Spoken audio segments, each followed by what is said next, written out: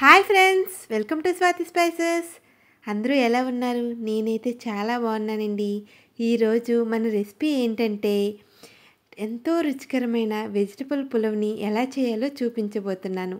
పండగలప్పుడు మంచి విందు భోజనం చేయాలన్నా, నాన్ వెజ్ తిననప్పుడు, చుట్టాలు ఇంటికి వచ్చేటప్పుడు ఇలాంటి మంచి రుచికరమైన వెజ్ పులావ్ని చేసి పెట్టారంటే పర్ఫెక్ట్గా ఉంటుందండి. మరి స్పెషల్ డేస్లో చేసే ఈ మంచి స్పెషల్ వెజ్ పులావ్ని ఎలా ప్రిపేర్ చేసుకోవాలో మీ అందరికీ చూపిస్తాను. తప్పకుండా వీడియోని చివరి వరకు చూడండి.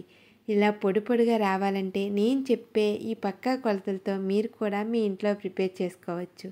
అయితే ఈ వెజిటబుల్ పులావ్ని ప్రిపేర్ చేయడానికి ఒక కళాయిని తీసుకొని ఒక 4 టేబుల్ స్పూన్ వరకు ఆయిల్ వేసుకొని 2 ఇలాచీలను, కొద్దిగా షాజీరాను, 5 లవంగాలను, 1 ఇంచు దాల్చిన చెక్కను, 1 బిర్యానీ ఆకును, 1 మరాఠీ మొగ్గను అన్నింటినీ వేసుకొని లైట్గా వేయించుకోండి. ఇందులోకే కారానికి తగ్గట్టు 5 నుంచి 6 పచ్చిమిరపకాయలు చీరికలుగా చేసి లైట్గా వేయించుకోవాలి.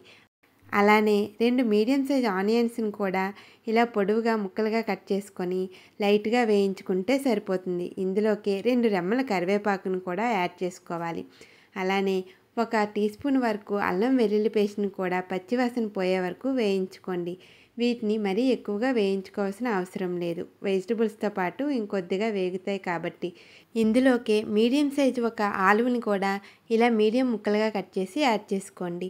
ముందుగా ఆలువని, అలానే 2 మీడియం సైజు క్యారెట్ని కూడా ఇలా ముక్కలుగా కట్ చేసుకొని యాడ్ చేసుకోవాలి. అలానే కాలీఫ్లవర్ని కూడా యాడ్ చేసుకొని లైట్గా వేయించుకోవాలి. అలానే 1 క్యాప్సికాన్ని కూడా యాడ్ చేసుకోండి. అలానే మీ దగ్గర ఫ్రోజన్ బఠానీ ఉంటే ఫ్రోజన్ బఠానీ డైరెక్ట్గా వేసుకోవచ్చు. లేదంటే గ్రీన్ పీస్ బఠానీ ఉంటే కొద్దిగా ఉడికించుకొని యాడ్ చేసుకుంటే చాలా చక్కగా ఉడుకుతాయండి. ఇలా అన్ని వెజిటబుల్స్ని యాడ్ చేసుకొని చివరిగా 1 పెద్ద సైజు టమాటాను కూడా యాడ్ చేసుకొని మొత్తాన్ని ఈవెన్గా కలిసేటట్టు కలుపుకోండి. దీన్ని మూత పెట్టుకొని అలానే మీడియం ఫ్లేమ్లో ఒక 10 నిమిషాలు అన్నిటినీ వేగనివ్వాలి. పక్కనే మనం ఒక గిన్నె తీసుకొని నేనైతే బాస్మతి రైస్ని తీసుకుంటున్నానండి. వీటిని శుభ్రంగా కడిగి పెట్టుకొని ఒక పావుగంట సేపు అలానే నానబెట్టుకోండి.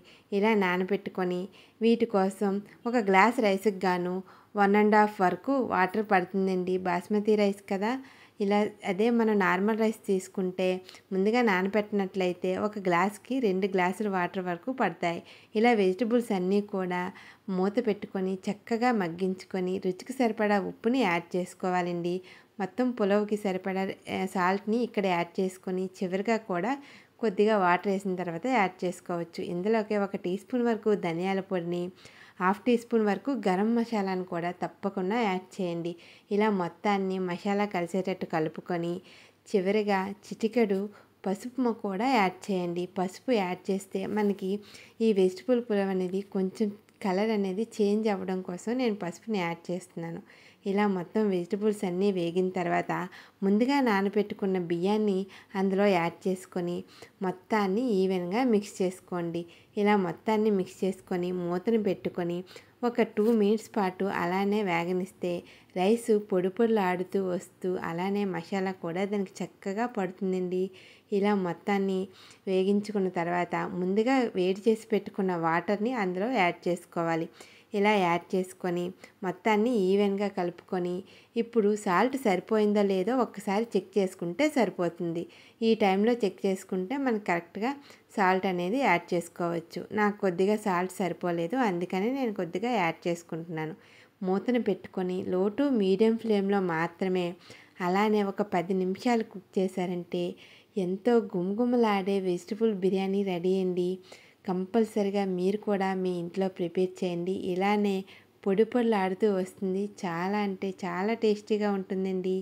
మీకెలా కుదిరిందో కామెంట్ సెక్షన్లో కామెంట్ చేయండి.